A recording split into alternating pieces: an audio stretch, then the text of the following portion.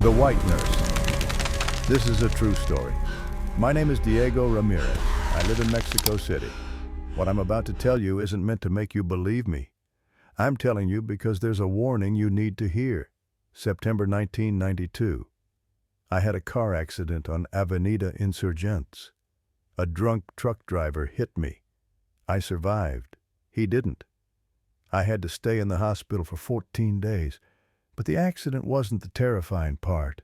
It was what happened in the hospital, at night, when no one else was there, when it was just me and her.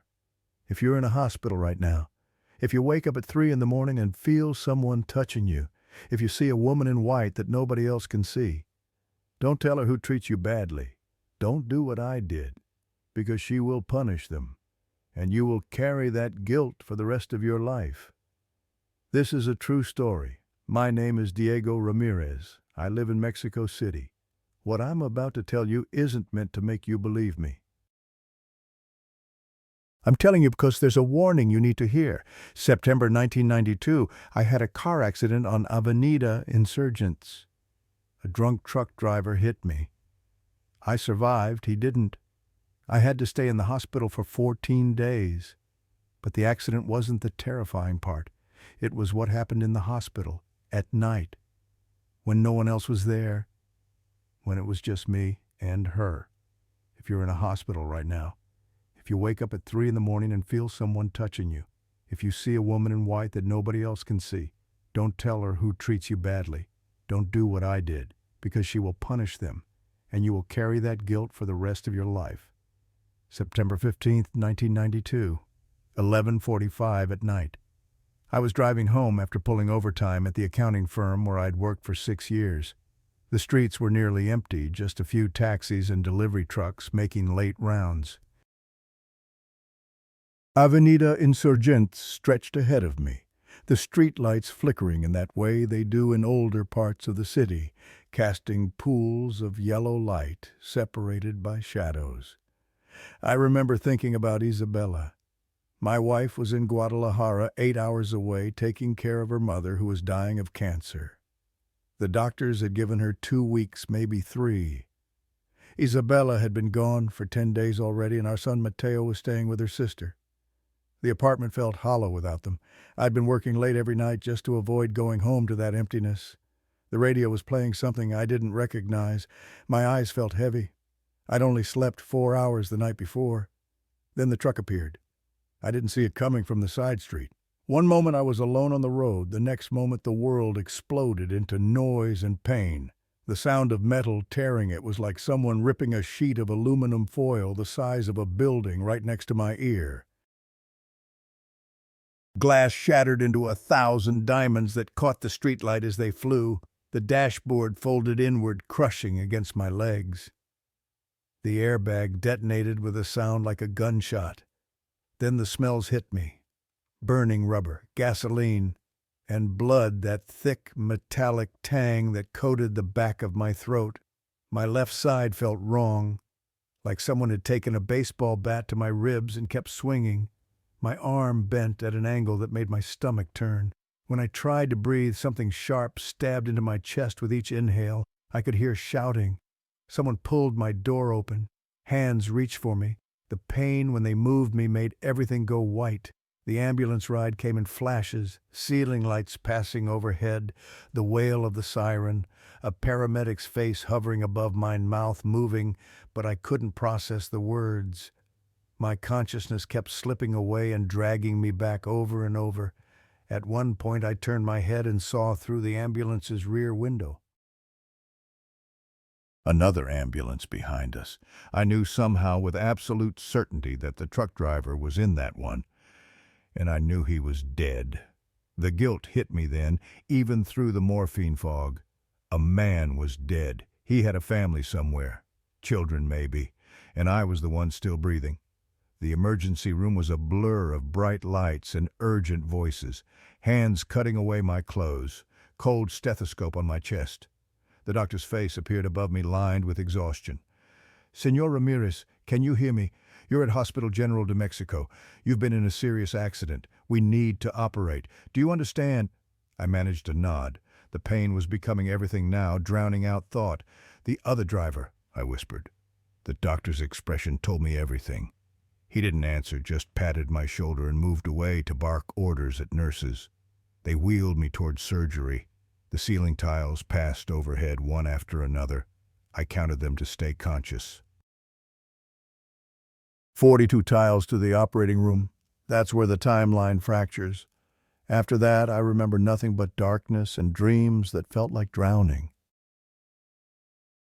I woke up in room 307 on the third floor.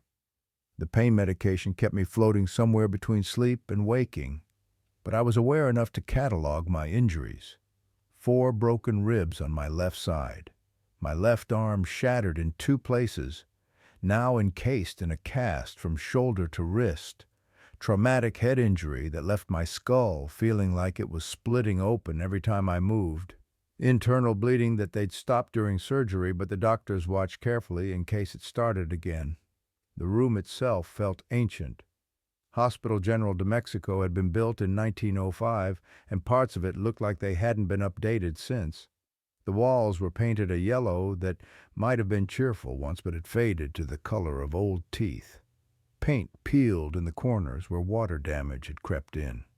The floor was tile-cracked in places with black scuff marks that decades of mopping hadn't erased. There were 2 beds. Mine was by the window. The other held an elderly man who appeared to be sleeping, his breath rattling wetly in his chest. A nurse later told me his name was Don Esteban, that he was 82, mostly deaf, and rarely conscious. He'd been here for 3 weeks following gallbladder surgery that had complications. The window beside my bed looked out over an old cemetery that had been closed since the 1960s.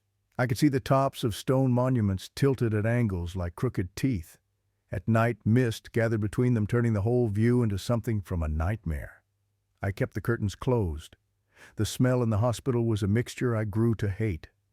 Lysol and formaldehyde, the standard hospital scents, but underneath them, something else.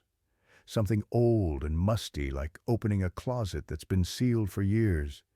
The smell of decay that no amount of cleaning could eliminate. The fluorescent lights hummed constantly. At night, they flickered especially between 2 and 4 in the morning, casting the room in alternating brightness and shadow that made it impossible to sleep. My room was at the very end of the hallway, 50 meters from the nurse's station. I counted the steps one morning when I was well enough to walk. 50 meters means the nurses couldn't hear me if I called out. It means I was alone at the far edge of their territory. The call button beside my bed had stopped working my second day there. I pressed it when I needed help to use the bathroom. Nothing happened. I pressed it again. Still nothing. When I finally managed to limp to the door and wave down a passing orderly, he looked at the button and shrugged. "It does that sometimes. We'll get maintenance to fix it." They never did. Isabella called every morning at 9. I could hear the exhaustion in her voice, the weight of watching her mother die slowly. "How are you feeling, mi amor?" "Better every day," I lied. "How's your mother?" "Worse. The doctor said maybe a week now, maybe less." Her voice cracked. "I should be there with you." "No, your mother needs you more than I do. I'm fine. The nurses here are good." Another lie. But what else could I say? That I was terrified. That I was in more pain than I'd ever experienced. That being alone in this ancient hospital felt like being buried alive. "Mateo asks about you every day. He drew you a picture. I'll bring it when I come back. Tell him his papa loves him. Tell him I'll be home soon." After we hung up, the silence in the room became oppressive. Don Esteban snored a wet, rattling sound. The fluorescent lights hummed. From somewhere distant came the sound of a cart with a broken wheel squeaking its way down another hallway. I was alone. Truly, completely alone. Isabella was 8 hours away. My son was with relatives. My parents had died 3 years earlier in a car accident, another collision on another dark street. I had no siblings. The friends I'd had in my 20s had drifted away as work consumed my life. This isolation was complete. and something in the hospital seemed to sense it. The nursing staff rotated in shifts. I learned their patterns quickly because in a hospital bed you have nothing but time to observe. Nurse Lucia worked the day shift 7 in the morning until 7 at night. She was 28 with kind eyes and a gentle manner. She always knocked before entering, always asked how I was feeling, always took the time to adjust my pillows or bring extra water without being asked. "Senor Ramirez, you're looking stronger today," she'd say, even when I felt like death. "Just a few more days and you'll be going home." She made me feel human. Nurse Gabriella covered the early night shift, 7 until midnight Monday through Wednesday. She was 45, professional to the point of coldness. She performed her duties with mechanical efficiency but no warmth. Taking my temperature, checking my IV, administering medication, all done in silence. She'd nod when I thanked her, but never smiled. "A time for your injection," she'd announce, already preparing the syringe. "Don't move." She made me feel like a task on a checklist. Then there was Nurse Martinez. She worked the late-night shift, midnight until 7 in the morning, Thursday through Sunday. 39 years old, with hard eyes and a mouth that seemed fixed in a permanent scowl. From the first night she treated me, I knew something was wrong. It was my first night in the hospital around 11:30. The pain in my ribs had become unbearable. The morphine they'd given me after surgery had worn off, and every breath felt like someone was stabbing me with a knife. I pressed the call button, forgetting it was broken, then tried to call out, "Nurse, I need help, please." Nothing. I called louder. Still nothing. After 45 minutes, Martinez finally appeared in the doorway, silhouetted by the hallway light behind her. "What is it?" Her voice was sharp with irritation. "I'm in pain." "The doctor said I could have morphine every 4 hours. It's been 6. She walked to my chart, flipped through the pages with aggressive movements. "Says here you had your dose at 5:30. That was 3 hours ago." "But it's worn off. Please, I can't breathe. It hurts so much." "Pain medication isn't candy, Senor Ramirez. You need to learn to tolerate some discomfort. That's part of healing." "But the doctor said—" "The doctor isn't here at midnight dealing with patients who can't handle a little pain, is he? I have 12 other patients on this floor. You're not the only person here." She turned to leave. "Please." I hated how my voice broke. "Please, just something. Anything." She paused at the door. "You have your next dose scheduled for 6 in the morning. Try to sleep." The door closed behind her. I lay there in the darkness, every breath agony, tears running down my face. I couldn't move to wipe them away. My left arm was useless. My right arm was connected to an IV that I was afraid to jostle. For 6 hours I endured it. When Lucia came on shift at 7 and saw my condition, drenched in sweat, barely conscious from pain, she immediately gave me morphine and filed a complaint. But Martinez was never disciplined. She was immune somehow. That's how the pattern started. Martinez would delay bringing medication. She'd speak to me in that disgusted tone, like I was a burden she had to bear. Once, when I needed help getting to the bathroom because I couldn't walk on my own, she made me wait 90 minutes. When she finally came, she handled me roughly, sighing heavily, as if my broken body was a personal insult to her. "Can't you hold it until morning?" she'd asked when I first pressed the call button. "I've been holding it for over an hour already." Another heavy sigh. "Fine, but next time plan better." The humiliation of needing help with such basic functions was already overwhelming. Her contempt made it unbearable, but I told myself she was just having bad days, that everyone gets frustrated at work, that I was being too sensitive, too demanding. I had to be stronger. This rationalization would haunt me later. The first signs came on my second night. I woke at 2:15 in the morning, pulled from sleep by the pain in my ribs. The room was dark, except for the faint glow from the hallway seeping under the door. Don Esteban was snoring in the other bed, that wet, rattling sound that meant he was deep in sleep.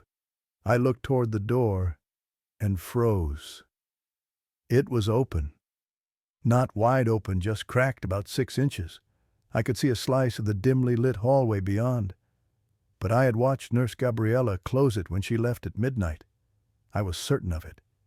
I'd been worried about the noise from the hallway keeping me awake, so I'd paid attention when she pulled it shut with a soft click. I stared at that gap for a long time, my heart beating faster than it should. The door to room 307 had a tendency to stick. It took effort to open it. The hinges creaked, but I hadn't heard anything. Eventually, I convinced myself. Martinez must have checked on us. She probably came in and I was too deeply asleep to notice. She must have forgotten to close the door all the way. That made sense. That was logical. I tried to go back to sleep. At 2:30, I noticed the temperature.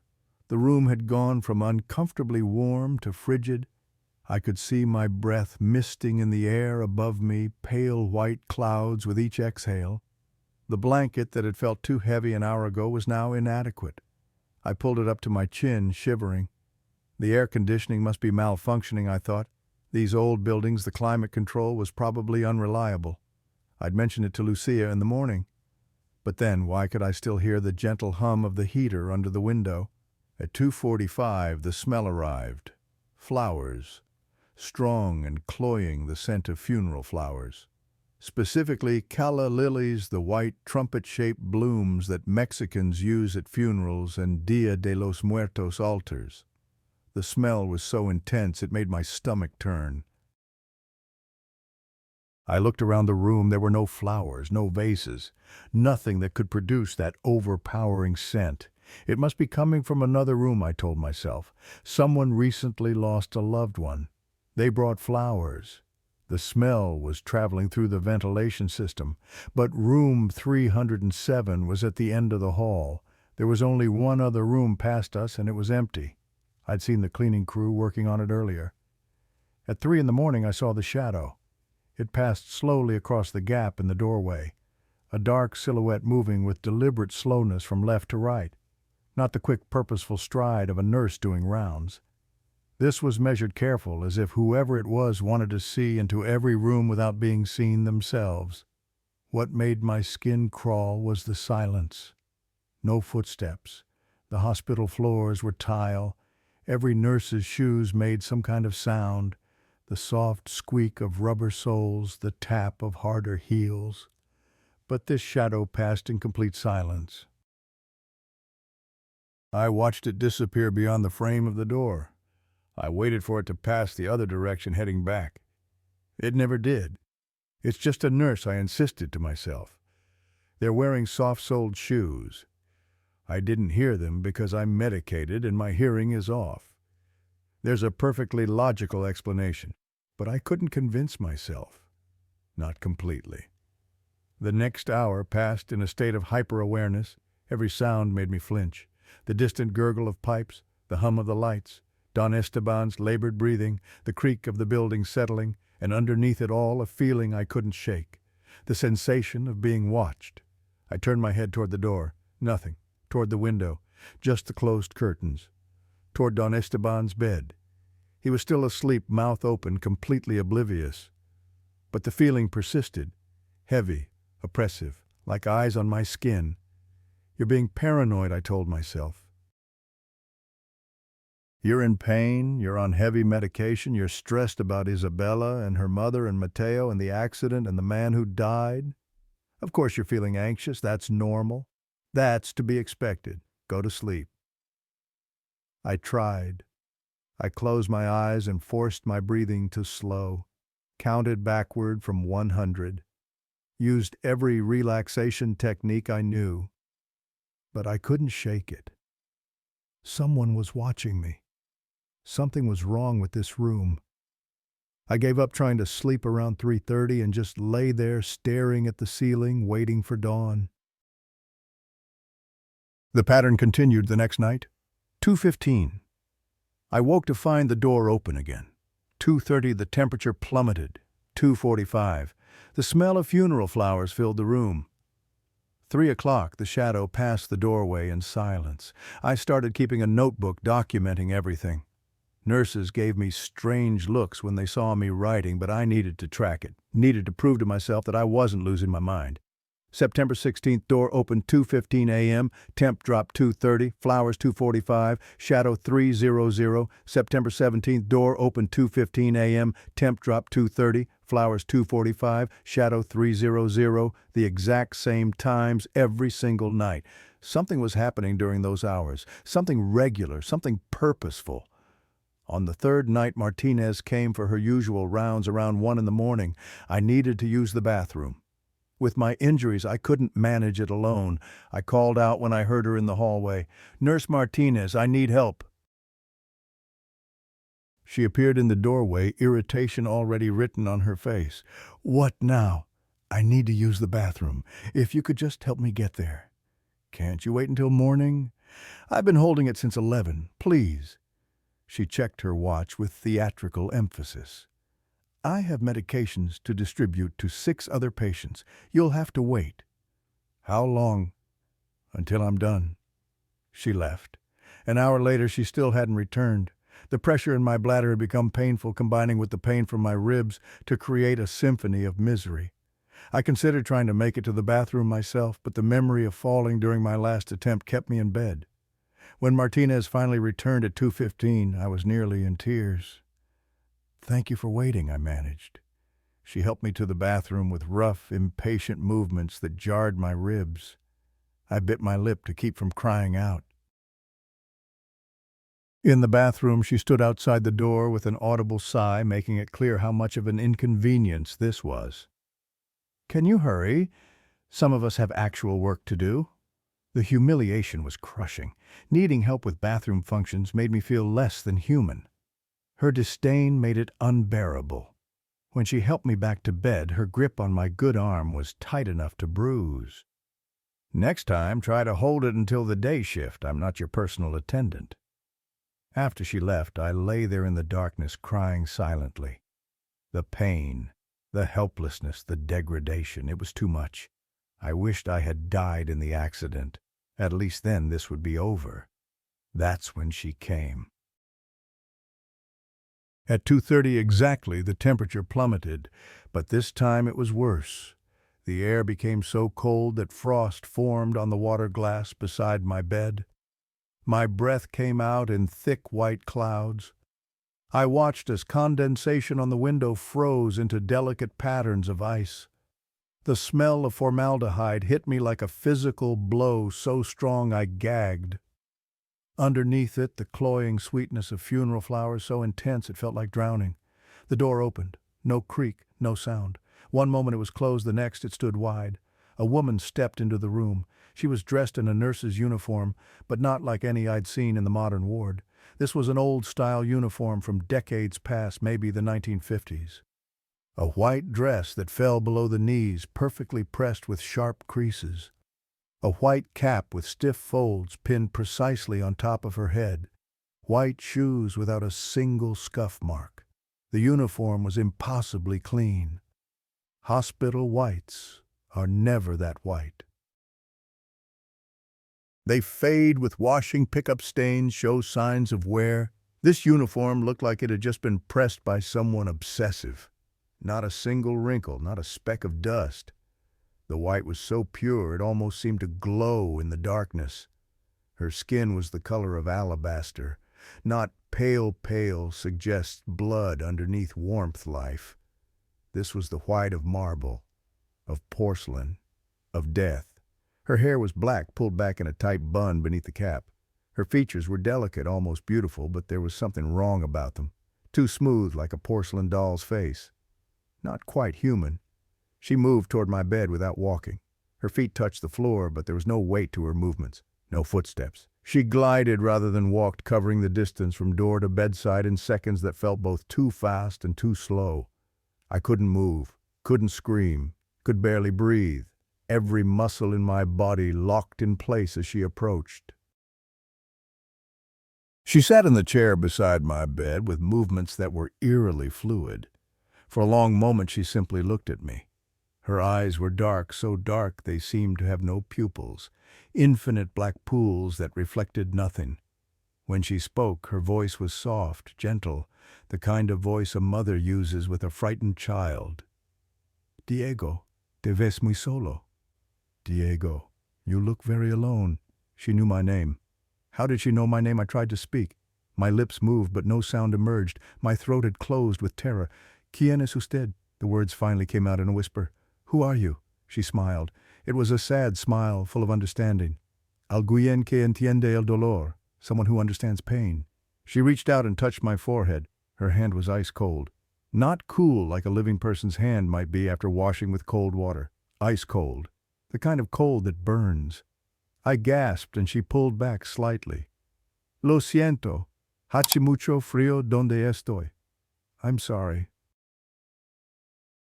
It's very cold where I am. Where I am. Not where I've been. Where I am. Present tense. As if she existed somewhere else, somewhere frozen, and had traveled from that place to be here. She adjusted my pillow with gentle movements, pulled my blanket up higher. Her care was tender, completely at odds with the terror freezing my blood. You're in pain, she said this time in English with a slight accent.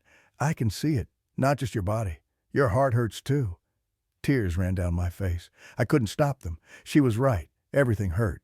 The physical pain of my injuries, the emotional pain of isolation, the guilt over the truck driver's death, the shame of needing Martinez's contemptuous help, the fear that I would never be whole again. I know, she whispered. I've seen so much pain in this place, so many people suffering, some from their injuries, some from those who should help them but choose cruelty instead. She stayed there beside me for hours.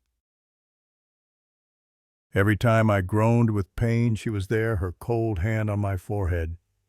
She hummed softly an old Mexican lullaby I remembered from childhood but couldn't name. The melody was soothing despite my terror.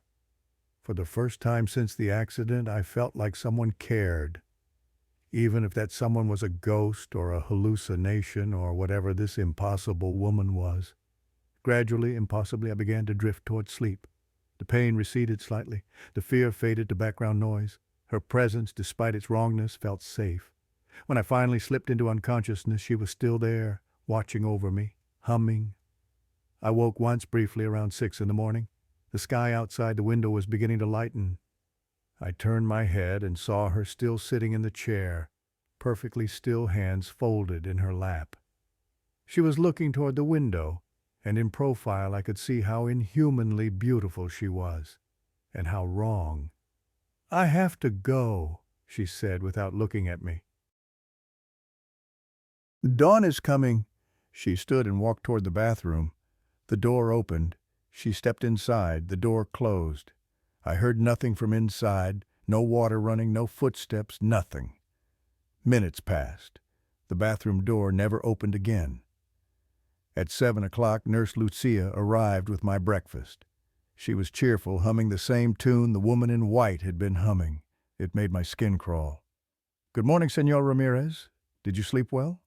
Lucia, the night nurse, the one who was here. Is she still here? Night nurse, you mean Gabriela. She left hours ago. Or do you mean Martinez? No, the other one. The one in the old-style uniform, very pale. She's in the bathroom. Lucia's smile faltered. She set down my breakfast tray and walked to the bathroom door. Knocked. Hello, anyone in there? No response. She opened the door. The bathroom was empty. Small, windowless, with only one door, the door she just opened. No other way in or out. There's no one here, senor. But I saw her. She went in there just before you arrived. Senor Ramirez, nobody was here last night except Martinez, and she never came to your room according to the log. Lucia's expression had shifted from cheerful to concerned. Are you feeling all right? Sometimes the pain medications can cause vivid dreams. Dreams? Yes, that made sense. That was the rational explanation. Maybe you're right. I must have dreamed it. But I hadn't. I knew I hadn't. Because after Lucia left, I looked at the chair where the woman had sat. The vinyl seat was wet, not damp wet, as if someone had sat there in dripping clothes. I reached out and touched it. My fingers went numb instantly. The moisture was ice cold, almost frozen. When I pulled my hand back, my fingertips were white with cold. That wasn't a dream. She had been here. She had been real. And tonight she would come again. Don Esteban stirred in his bed that afternoon. His eyes opened surprisingly clear for once. He looked directly at me. "You saw her, didn't you?" His voice was raspy but coherent. My heart jumped. "What?" "La enfermera blanca, the white nurse. You have that look. Everyone who sees her has that look." "I don't know what you're talking about." He coughed a wet, rattling sound. "I was a security guard here for 40 years. Started in 1950.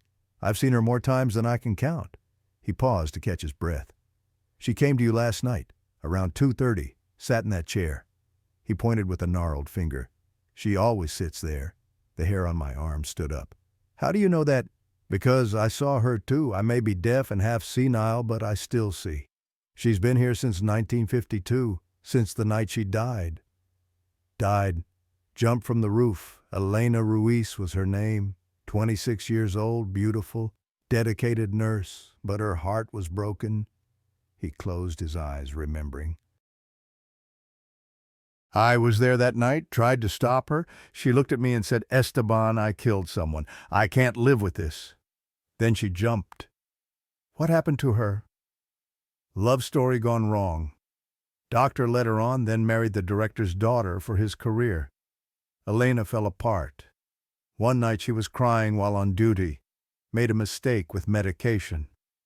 Patient died. Don Ernesto Salazar was his name. Diabetic. She gave him 10 times the insulin dose. He died in convulsions. His wife screaming. Elena couldn't forgive herself." Esteban opened his eyes again. "But here's what you need to understand, mijo. When they found her body at dawn, her uniform was perfect. Spotless white. No blood, no tears, not a wrinkle, just like it had been pressed minutes before. The coroner wrote in his report that it was impossible. The same uniform I'd seen. They say her guilt bound her here. She watches over patients, protects them, but she also judges." His voice dropped. "She judges the staff. And when she finds someone cruel, someone who hurts patients," he made a cutting gesture across his throat, "that's impossible." "Is it ask about Nurse Dominguez, 1971. Fell down the stairs, broke her neck. She was known for slapping patients who complained. Ask about Orderly Jimenez, 1989. Found in the basement, dead face, frozen in terror. Patient said he was rough with them, hurt them on purpose." Esteban's eyes bored into mine. "Elena protects the helpless, but she punishes the cruel. That's her curse. That's why she can't leave." Before I could respond, he closed his eyes and his breathing returned to that wet rattle in rhythm. The moment of lucidity was over.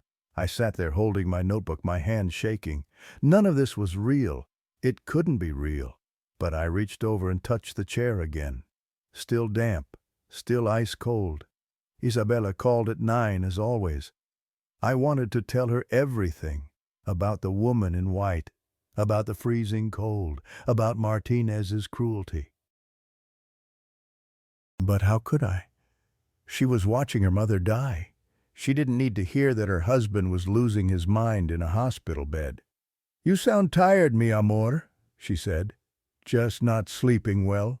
The hospital is noisy at night." "Did they fix your call button yet?" "Not yet, but it's fine. I'm managing." After we hung up, I couldn't stop thinking about what Esteban had told me. If Elena was real, if she truly punished cruel nurses, then what had I done by complaining about Martinez? I'd told Elena that Martinez was cruel, that she denied me pain medication, that she made me wait in agony. Had I condemned her to death? The thought made me sick. That night I tried to stay awake. If Elena came, I would tell her I was wrong, that Martinez was just overworked, that I didn't want anyone hurt. But exhaustion and morphine dragged me under despite my efforts. I woke at 2:30 to the now familiar cold, the smell of flowers, and Elena sitting in the chair.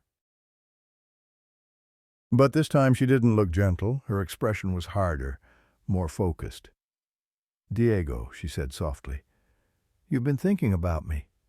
I couldn't speak. My voice had abandoned me. She moved to the chair and sat. "Tell me, Diego, does Nurse Martinez still treat you poorly?" I don't... "The truth, Diego. I can see the truth in your pain." She leaned forward. "Did she leave you without your IV tonight? Did she make you wait while you suffered?" I said nothing, but earlier that evening Martinez had indeed left my IV bag empty for 3 hours despite the machine beeping. When she finally came, she'd been annoyed at having to change it.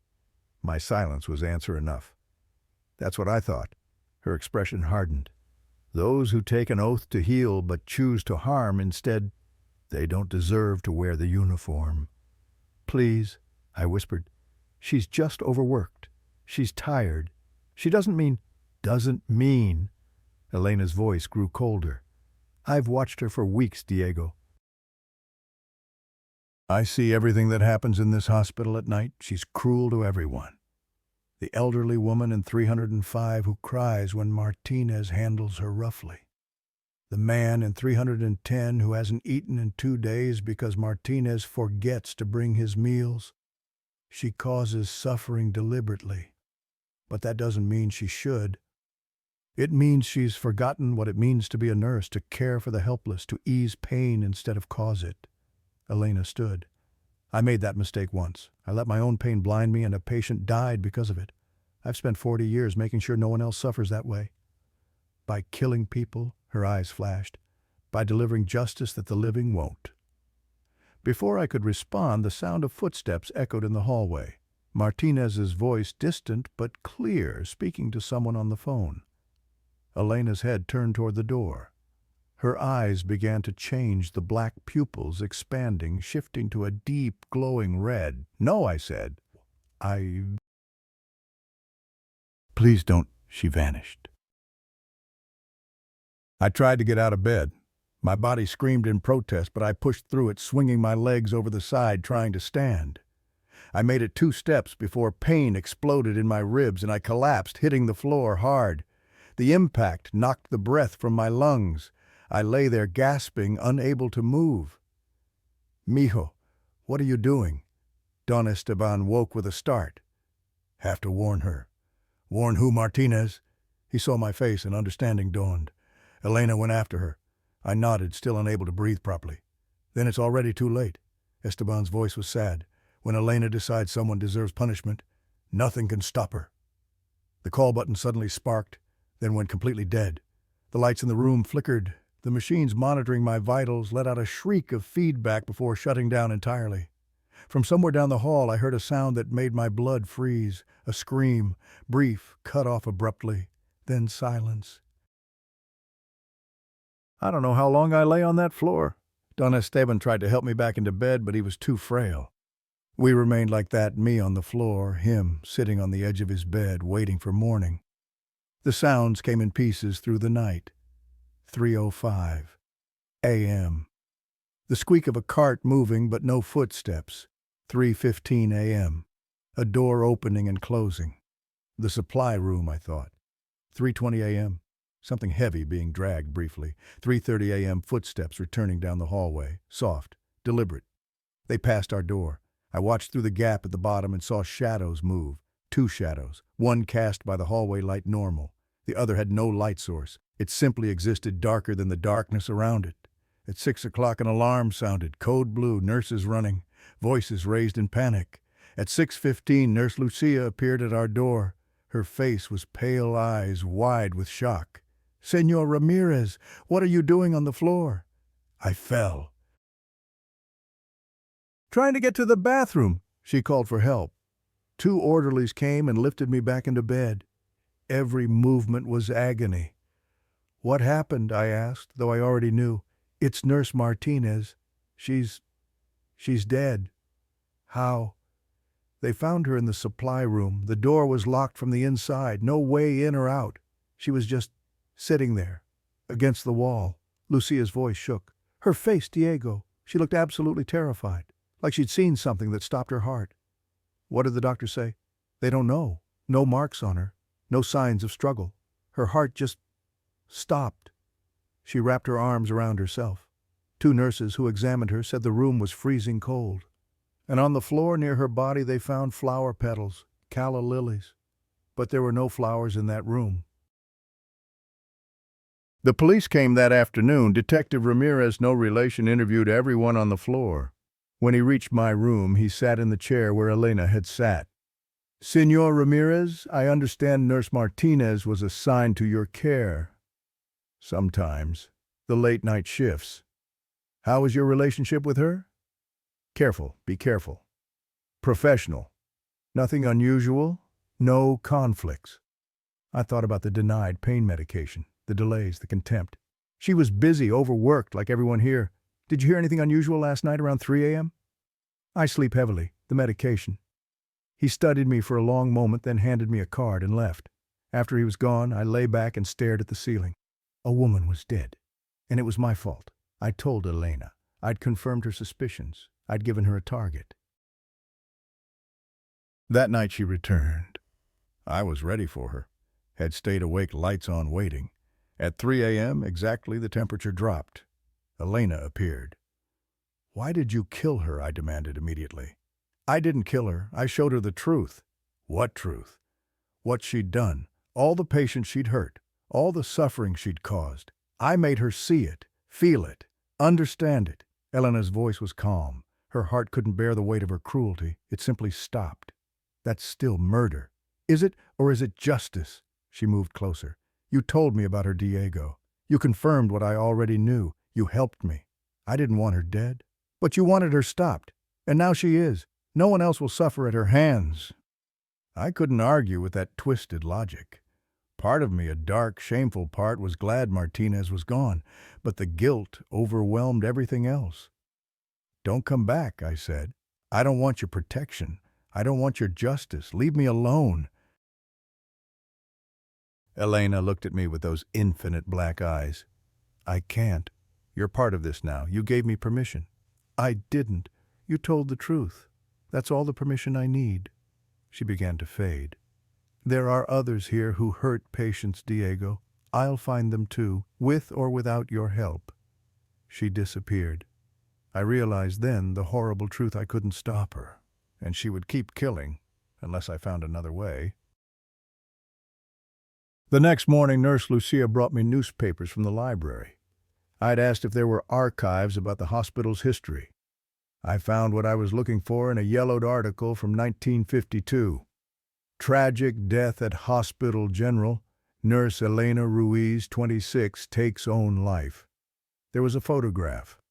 A young woman in a nurse's uniform smiling at the camera. Beautiful, sad eyes. The article confirmed what Esteban had told me, but added crucial details. Authorities are baffled by the condition of Miss Ruiz's body. Despite falling from the fifth-floor roof, her uniform showed no damage whatsoever.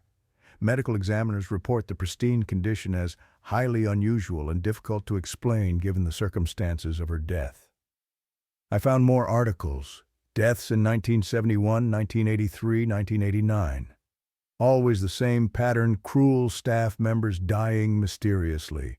Faces frozen in terror. No clear cause. Elena had been doing this for 40 years, and I'd just become her latest accomplice. Over the next days, I watched the staff carefully, looking for potential victims, people Elena might target. I noticed Raul, the janitor, 52 years old, overworked, exhausted. I saw him snap at an elderly patient, Senora Lopez, for dropping her bedpan. Otra vez. Again, his voice harsh with frustration. He grabbed her wrist to help her up, too hard. She cried out. He released her immediately, shocked by his own action, but bruises were already forming. Nurse Lucia filed a report. Raul was suspended. That night Elena appeared. The janitor, she said. Raul Garcia. He hurt that old woman. I saw. But Elena, he's not evil. He's just tired. His daughter has leukemia. He works 2 jobs to pay for treatment. He made a mistake. Mistakes have consequences. Then what about your mistake? The words came out before I could stop them. You killed Don Ernesto because you were heartbroken. Should you have died for that? Elena's expression flickered. Pain guilt, something raw. That's different. How you were suffering and made an error. Raul is suffering and made a choice. Both are human. She was silent for a long time. The temperature fluctuated wildly. I don't know how to forgive. She finally whispered. Then learn. Give Raul a chance to be better. The chance you never gave yourself. And if he hurts someone else, Then you can judge him, but give him one chance. Elena stared at me with those dark eyes. 3 days. If he shows genuine remorse, I'll spare him. She vanished. I'd bought Raul 3 days, but I didn't know if it would be enough. The next morning I learned Senora Lopez had died during the night. Heart attack. Her face frozen in terror. My blood went cold. That night when Elena appeared, I confronted her. "You killed Senora Lopez." "I protected her from future harm." "You promised 3 days. I promised to judge Raul in 3 days. I said nothing about his victim." Her voice was calm. "She's at peace now. She won't suffer his anger again." "But you murdered her." "I freed her. There's a difference." I realized then that Elena's logic was broken, twisted by 40 years of guilt and isolation. She saw protection and death as the same thing, and I had no idea how to change her mind.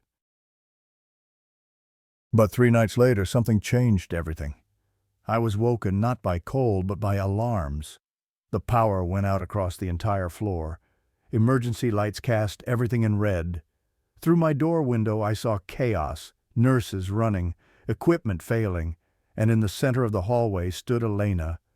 But she was different, more solid, more real, and her eyes were burning red. Frost spread across the walls. The temperature plummeted so fast, several nurses collapsed. Elena raised her arms and spoke with a voice that carried unnaturally. "Todos ustedes han olvidado el juramento. You have all forgotten your oath. Algunos de ustedes causan dolor. Todos son cómplices. Some of you cause pain. You are all complicit." Her face transformed skin, stretching jaw, opening 2 wide eyes, blazing red. She was becoming something monstrous. A young nurse nearby froze where he stood, literally froze, ice coating his skin. "Stop!" I threw myself out of bed and into the hallway. The moment I touched Elena's arm, agony exploded through me. I saw flashes, her memories.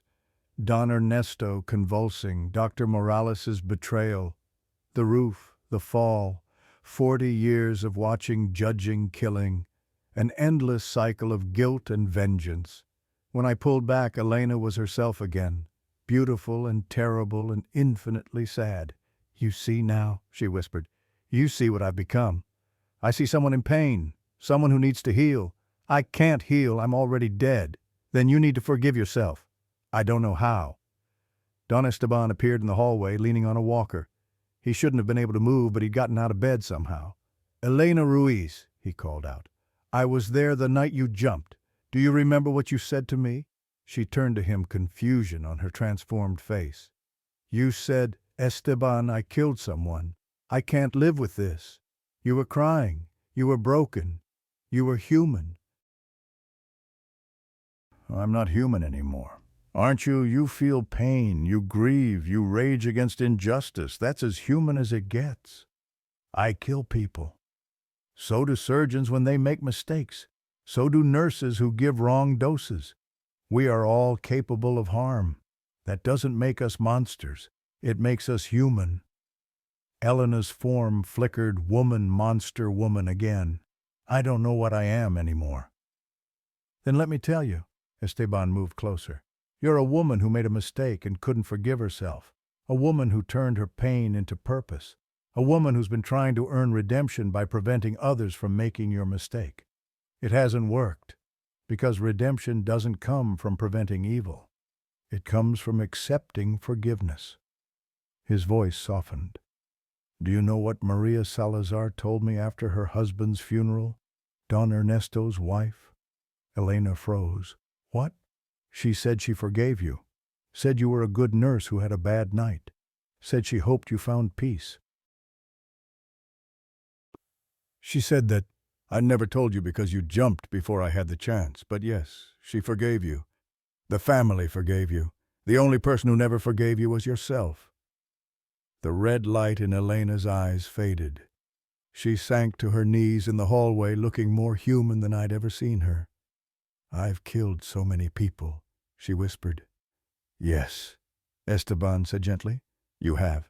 And that's a burden you'll carry. But you can choose to stop. You can choose to let go.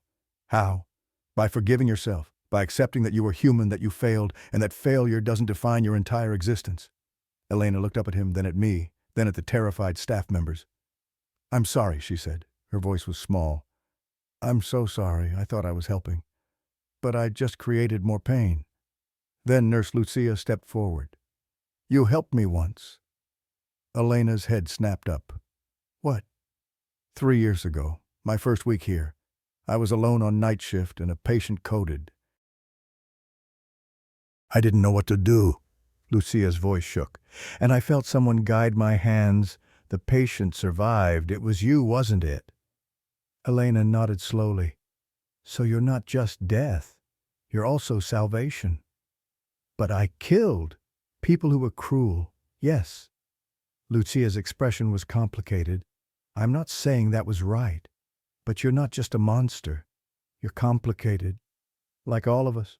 Other voices spoke up. Small moments of kindness Elena had shown, patients comforted, errors prevented, mixed in with the deaths. Elena looked around at them all, tears flowing. "I don't know how to stop. This is all I know." "Then learn something new," I said. "Learn to heal without killing, to protect without punishing." "Can I, after 40 years? There's only one way to find out." She stood slowly.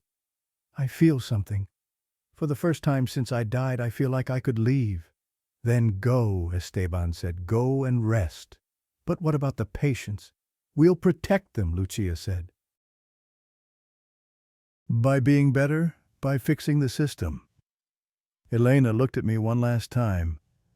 "Diego, thank you for seeing me as something other than a ghost." "We're all human," I said, "even after death." She smiled, sad and relieved and exhausted, and began to fade.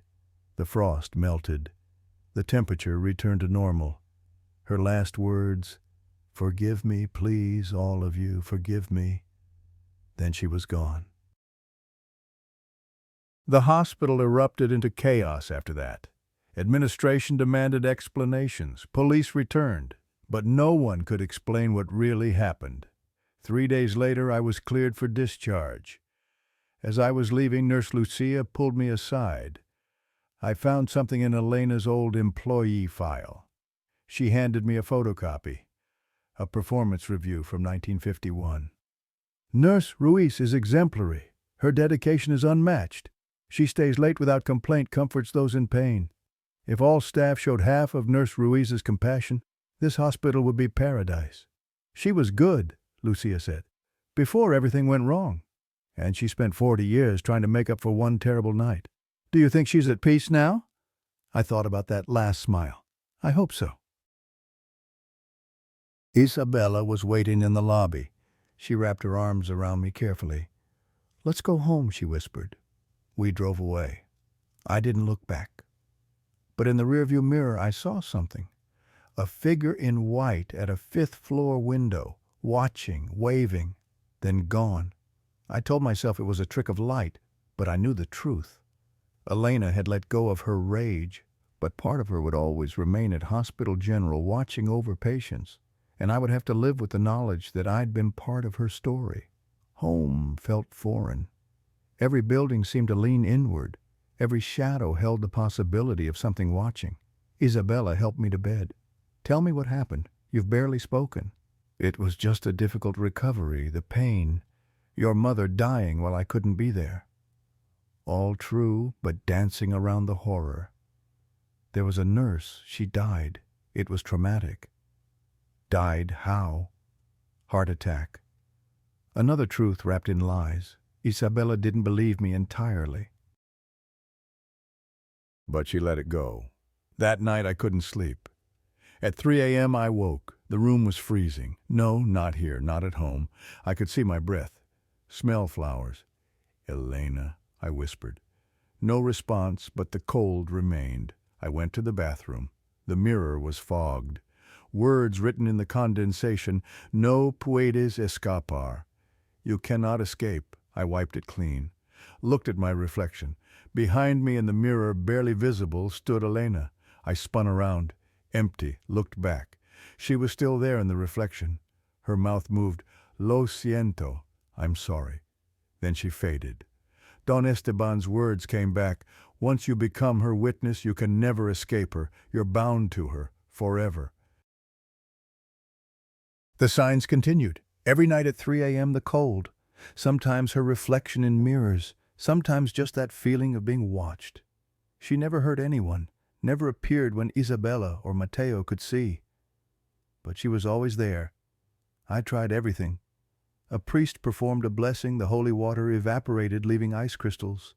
A curandera gave me charms, they turned black and crumbled. This spirit protects you, the curandera said, or atones through you. You can't break the connection unless she chooses to let go. 3 months later, the phone rang at 2 a.m. Nurse Lucia. Diego, I'm sorry to call, but something's happening. We need you. What's wrong? It's Raul. He came back after suspension. Tonight he attacked someone, a patient. He's saying Elena commanded it, that she told him it was time to pay. My blood froze. Who did he attack? Senora Vargas, 85 years old, critical condition. I'll be there in 30 minutes. Hospital General at 3 a.m.? Police cars, guards everywhere? Lucia met me at the 3rd floor. Thank you for coming. Where is Elena? That's the thing. No one's seen her since Raul's attack. No cold spots, no shadows. It's like she disappeared. She led me to room 307. The door opened. The walls were covered in frost. Words formed from ice crystals. Perdonam, forgive me. No puedo parar, I cannot stop. Ayúdame, help me, over and over, hundreds of times. She's been doing this every night since you left, Lucia said. The same words.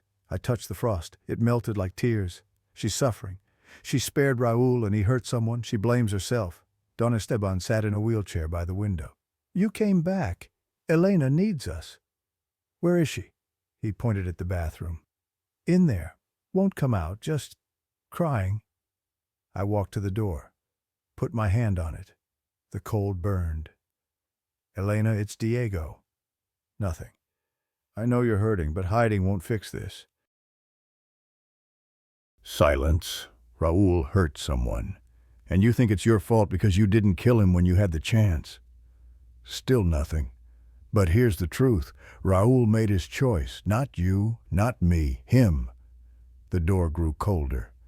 You can't control people. All you can do is give them opportunities. Some will take them, some won't. That's the risk of mercy. Finally, I should have killed him. Maybe, or maybe he would have hurt someone anyway. There's no perfect answer. Then what's the point? The point is that most people are good. You just don't notice because you only see the cruel ones. Because they're the ones who hurt people. And you're the one who carries the burden alone. For 40 years. I pressed my forehead against the door. But what if you didn't have to be alone? What if there was another way? The door opened slowly. Elena stood there diminished, smaller, more translucent, fading. What other way? Teaching, showing, guiding. I gestured to Lucia. People like her care. They just need to know what to watch for. You can be their eyes, not their executioner, their witness. The living won't listen to a ghost. They'll listen to each other, with your help. Elena looked at Lucia, then Esteban, then me. I don't know if I can. The rage when I see someone hurt a patient, all I want is to make them pay. Then take that rage and turn it into information, evidence. Give the living what they need for justice. Long silence. The room warmed. Frost melted. I'm so tired, she said. So tired of killing. Then maybe it's time to truly forgive yourself. How? By doing what you intended all along. Protect people, not through death but through vigilance. Be the nurse you were before the tragedy. Elena looked at her hands, becoming more solid. If I do this, will you help? I'll help, but eventually you need to let go. And if I can't, then we'll work on that, one day at a time. She nodded. Extended her hand as a gesture of agreement. I accept these terms. What followed was strange. Over the next months, Elena would appear in my dreams, showing me things. I'd relay them to Lucia, who'd investigate and report properly. 3 nurses were fired, 2 orderlies let go, 1 doctor suspended. But no one died. Elena kept her promise. She watched, reported, protected, but didn't punish. It wasn't perfect. Sometimes I'd wake with frost on windows knowing she'd been tempted, but she held back. She was learning to be human again. That brings me to now. 25 years later, 2017. I'm 59. Matteo is grown, married with an 8-year-old daughter, Sophia. Elena is still with me. Not oppressive. More like a distant guardian. Cold spots sometimes. Flowers, shadows that move wrong. She appears in mirrors occasionally, sad, watchful, never speaking. Lucia left Hospital General eventually, but she trains nurses in patient advocacy now. Don Esteban died in 1998, peacefully. I felt the cold at his funeral. Elena saying goodbye. Raul is in a psychiatric facility, plagued by visions. Justice is complicated. Mercy is harder. Redemption takes longer than anyone expects. Last week, Sophia got sick, pneumonia, needed overnight observation at Hospital General. I begged my son to take her anywhere else, but it's the best pediatric unit. So Sophia was admitted. 3rd floor. I visited yesterday. She was coloring a picture. Abuelo como si. A woman in a white dress. Black hair, sad eyes.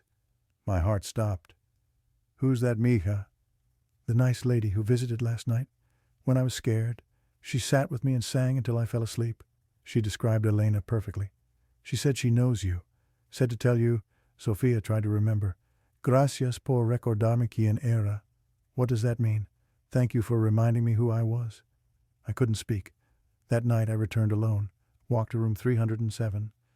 Through the window I saw Elena standing by a patient's bed, adjusting his pillow, watching over him. She turned and saw me. Our eyes met. She smiled. Real. Sad but genuine. Mouthed 2 words. Estoy mejor. I'm better. Then she faded. I'm writing this now, November 2024. I'm 66, dying, heart disease, 6 months, maybe a year. They want to hospitalize me soon at Hospital General. I'm afraid. Not of dying, but of going back without Elena's protection. Last night I had a dream. I was in room 307, as I was then 34, healing. Elena sat beside the bed, young, at peace. Don't be afraid, she said. I'm going back there. Lo sé, I know. Will you be there? No, I've moved on, but I've left something for you. She walked to the window, pointed at the cemetery. Recuerda, death is not the end, it's transformation. Will I become like you, trapped? No, your destiny is different. Then why show me all this? Because you needed to understand that redemption is possible, that even the dead can change, that guilt doesn't have to be eternal. She turned to face me.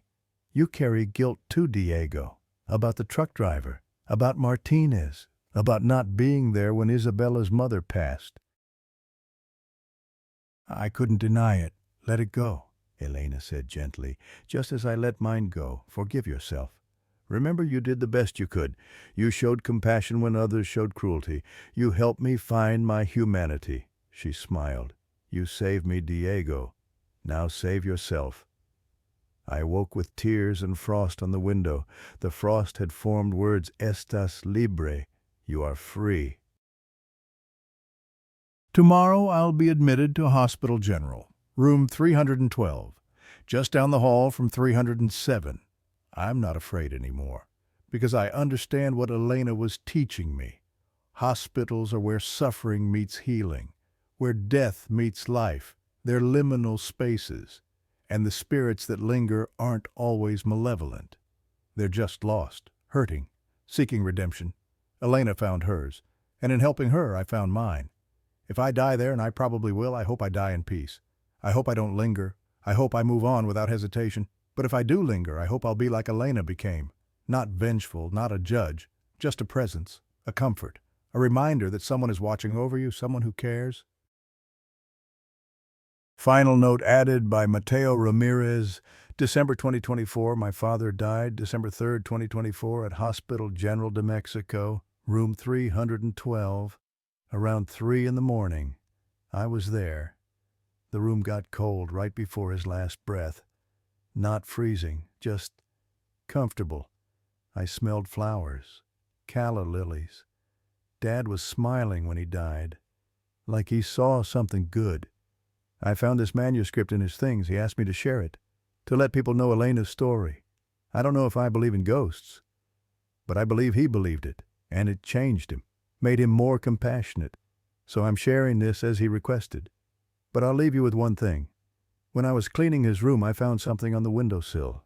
A single white flower, a calla lily, fresh, perfect, cold to the touch.